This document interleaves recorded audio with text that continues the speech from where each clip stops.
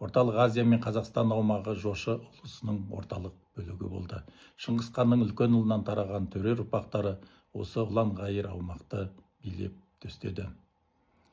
Жошыдан тарайтын әулеттердің бірі Шайбан тұқымы 1005 жылдардан бастап Мәруеннахр өлкесінде билік құрды. Әбілқайырдың немересі Мұхаммед Шайбани бастап барған ұлы даланың жауынгер тайпалары Орта Азия жерін бағындырып, Бұхар Шәріп пен Самарқанд қалаларын иеленіп, өзбек атанған мемлекет құрды. Оны 100 жылдай, яғни 1599 жылға дейін билік құрды.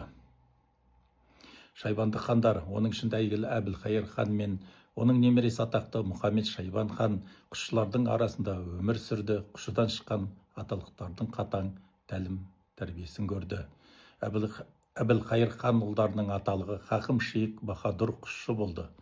Ал Қарқаралыға Сібірден ертістен тұлпармен жүзіп өткен Шұбарта төлеңгіттер қатарындағы құшшылардың арғы бабалары Ақша орыс құшшы туралы алдыңғы бейнебаянымызда тарихи деректер мен шежіре негізінде баяндадық. Бұл Ақша орыс құшшы Батыс Сібірдегі Шымға-Тұра шаһарындағы Әбілқайыр хан сарайындағы үлкен лауазымды қызмет атқан тарихи тұлға болып табылады. 16 ғасырдың басында жазылған тарихи Гузида и-Нусрат-наме атты тарихи шығармада құшшы олар Шайбан хан уақытынан бері атеке және көкілдаштары болды деп айтылады.